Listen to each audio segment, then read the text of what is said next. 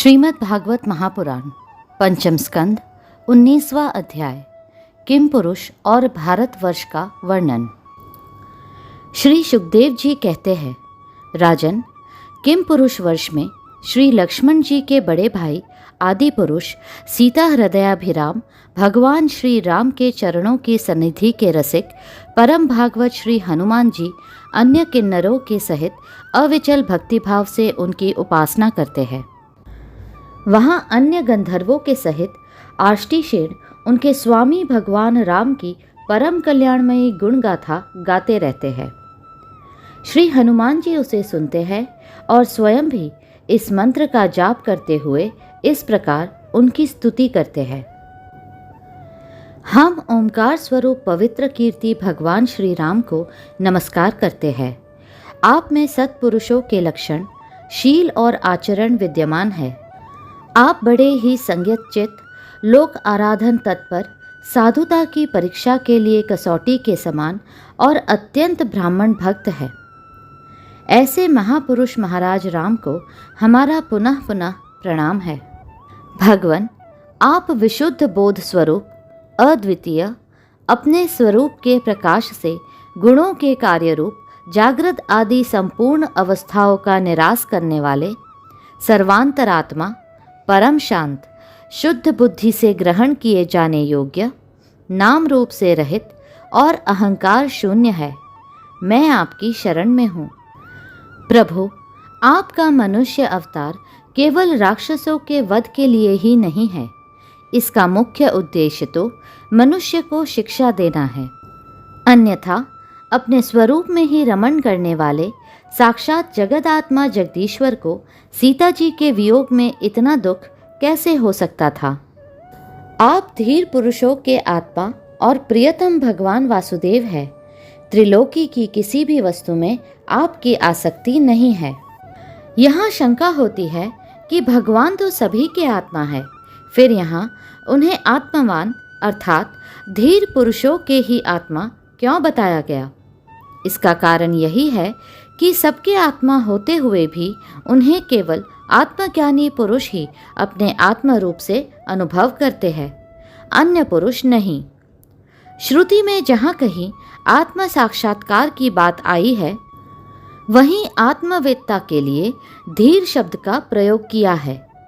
जैसे कश्चित् धीरः प्रत्यगात्मान मैक्षत इति नः सूक्ष्म धीराणाम इत्यादि। इसीलिए यहाँ भी भगवान को आत्मावान या धीर पुरुष का आत्मा बताया है। आप न तो सीता जी के लिए मोह को ही प्राप्त हो सकते हैं और न लक्ष्मण जी का त्याग ही कर सकते हैं। एक बार भगवान श्री राम एकांत में एक देवदूत से बात कर रहे थे। उस समय लक्ष्मण जी पहरे पर थे और भगवान की आज्ञा थी कि यदि इस समय कोई भीतर आवेगा तो वह मेरे हाथ से मारा जाएगा। इतने में ही दुर्वासा मुनि चले आए और उन्होंने लक्ष्मण जी को अपने आने की सूचना देने के लिए भीतर जाने को विवश किया। इससे अपनी प्रतिज्ञा के अनुसार भगवान बड़े असमंजस में पड़ गए। तब वशिष्ठ जी ने कहा कि लक्ष्मण जी के प्राण न लेकर उन्हें त्याग देना चाहिए, क्योंकि अपने प्रियजन का त्याग मृत्यु दंड के समान ही है। इसी से भगवान ने उन्हें त्याग दिया। आपकी यह व्यापार केवल लोक शिक्षा के लिए ही है। लक्ष्मणाग्रज, उत्तम कुल में जन्म, सुंदरता, वाक्चतुरी, बुद्धि और श्रेष्ठ योनि, इनमें से कोई भी गुण आपकी प्रसन्नता का कारण नहीं हो सकता। यह बात दिखाने के लिए ही आपने इन सब गुणों से रहित हम वनवासी वानरों से मित्रता की है। देवता, असुर, वानर अथवा मनुष्य कोई भी हो, उसे सब प्रकार से श्री राम रूप आपका ही भजन करना चाहिए, क्योंकि आप नर रूप में साक्षात श्री हरि ही है और थोड़े किए को भी बहुत अधिक मानते हैं।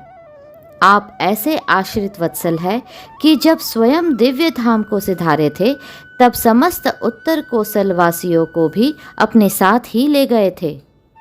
भारतवर्ष में भी भगवान दयावश नर नारायण रूप धारण करके संयमशील पुरुषों पर अनुग्रह करने के लिए अव्यक्त रूप से कल्प के अंत तक तप करते रहते हैं। उनकी यह तपस्या ऐसी है कि जिससे धर्म, ज्ञान, वैराग्य, ऐश्वर्य, शांति और उपरति की उत्तरोत्तर वृद्धि होकर अंत में आत्मस्वरूप की उपलब्धि हो सकती है।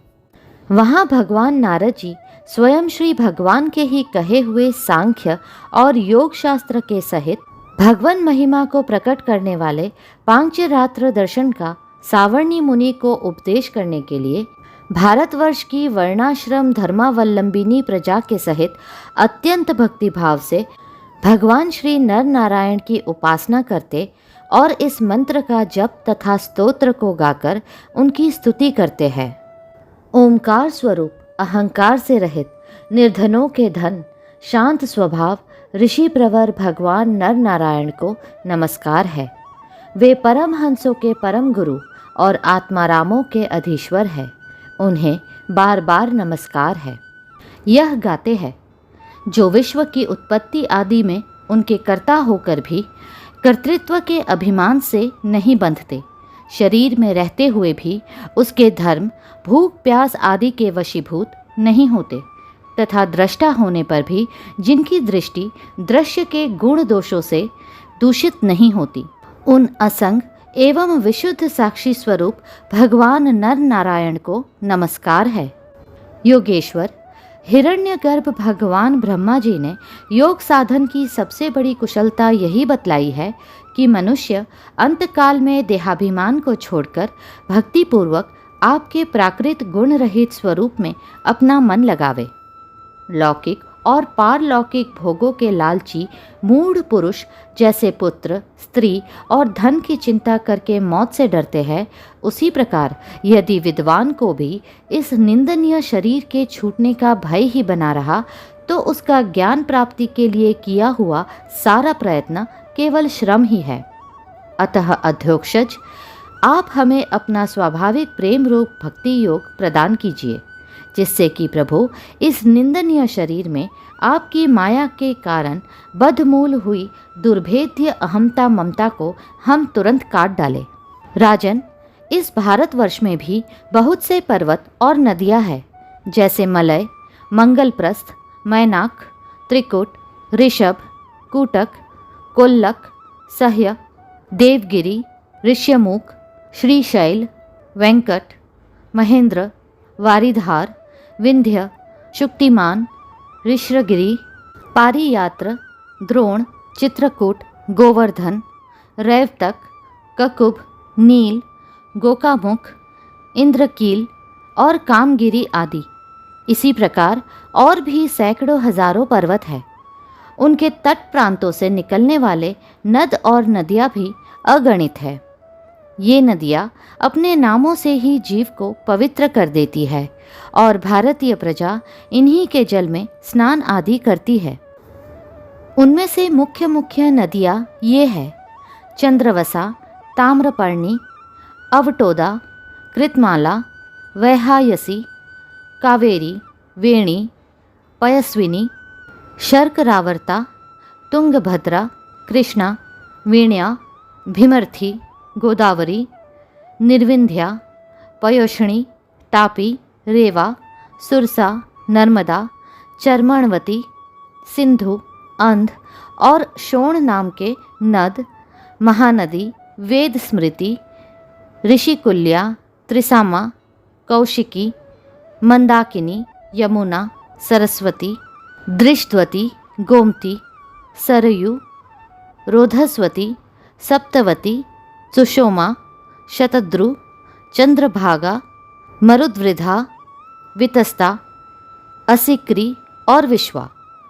इस वर्ष में जन्म लेने वाले पुरुषों को ही अपने किए हुए सात्विक, राजस और तामस कर्मों के अनुसार क्रमशः नाना प्रकार की दिव्य, मानुष और नार की योनियां प्राप्त होती है, क्योंकि कर्म अनुसार सब जीवों को सभी योनियां प्राप्त हो सकती है। इसी वर्ष में अपने अपने वर्ण के लिए नियत किए हुए धर्मों का विधिवत अनुष्ठान करने से मोक्ष तक की प्राप्ति हो सकती है। परीक्षित संपूर्ण भूतों के आत्मा, राग आदि दोषों से रहित, अनिर्वचनीय, निराधार परमात्मा भगवान वासुदेव में अनन्य एवं अहैतुक भक्तिभाव ही यह मोक्ष पद है। यह भक्ति भाव तभी प्राप्त होता है जब अनेक प्रकार की गतियों को प्रकट करने वाली अविद्यारूप हृदय की ग्रंथि कट जाने पर भगवान के प्रेमी भक्तों का संग मिलता है। देवता भी भारतवर्ष में उत्पन्न हुए मनुष्यों की इस प्रकार महिमा गाते हैं।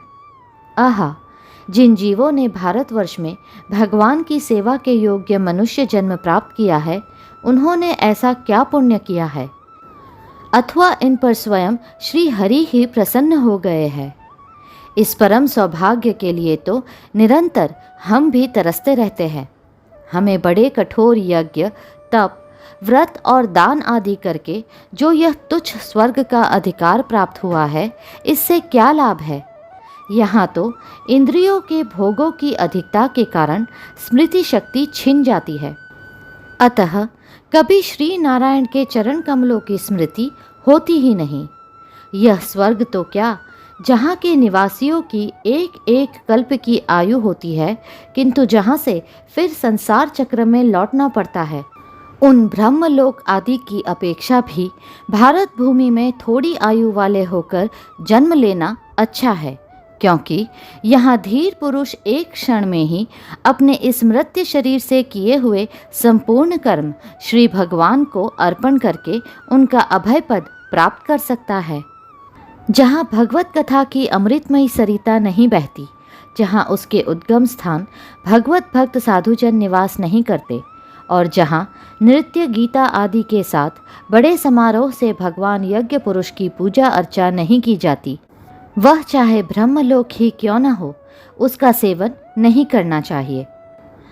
जिन जीवों ने इस भारतवर्ष में ज्ञान अर्थात विवेक बुद्धि, तदनुकूल कर्म तथा उस कर्म के उपयोगी द्रव्य आदि सामग्री से संपन्न मनुष्य जन्म पाया है, वे यदि आवागमन के चक्र से निकलने का प्रयत्न नहीं करते, तो व्याध की फांसी से छूटकर भी फल आदि के लोभ से उसी वृक्ष पर विहार करने वाले वनवासी पक्षियों के समान फिर बंधन में पड़ जाते हैं। अहो, इन भारतवासियों का कैसा सौभाग्य है, जब ये यज्ञ में भिन्न भिन्न देवताओं के उद्देश्य से अलग अलग भाग रखकर विधि, मंत्र और द्रव्य आदि के योग से श्रद्धापूर्वक उन्हें हवि प्रदान करते हैं। तब इस प्रकार इंद्र आदि भिन्न भिन्न नामों से पुकारे जाने पर संपूर्ण कामनाओं के पूर्ण करने वाले स्वयं पूर्ण काम श्री हरि ही प्रसन्न होकर उस हवि को ग्रहण करते हैं। यह ठीक है कि भगवान सकाम पुरुषों के मांगने पर उन्हें अभिष्ट पदार्थ देते हैं, किंतु यह भगवान का वास्तविक दान नहीं है, क्योंकि उन वस्तुओं को पा लेने पर भी मनुष्य के मन में पुनः कामनाएं होती ही रहती है। इसके विपरीत जो उनका निष्काम भाव से भजन करते हैं, उन्हें तो वे साक्षात अपने चरण कमल ही दे देते हैं, जो अन्य समस्त इच्छाओं को समाप्त कर देने वाले हैं। अतः अब तक स्वर्ग सुख भोग लेने के बाद हमारे पूर्वकृत यज्ञ, प्रवचन और शुभ कर्मों से यदि कुछ भी पुण्य बचा हो, तो उसके प्रभाव से हमें इस भारतवर्ष में भगवान की स्मृति से युक्त मनुष्य जन्म मिले, क्योंकि श्री हरि अपना भजन करने वाले का सब प्रकार से कल्याण करते हैं। श्री सुखदेव जी कहते हैं, राजन, राजा सगर के पुत्रों ने अपने यज्ञ के घोड़े को ढूंढते हुए इस पृथ्वी को चारों ओर से खोदा था। उससे जम्बूद्वीप के अंतर्गत ही 8 उपद्वीप और बन गए, ऐसा कुछ लोगों का कथन है। वे स्वर्णप्रस्थ, चंद्र शुक्ल, आवर्तन, रमणक, मंदरहरिण, पांचजन्य, सिंहल और लंका है।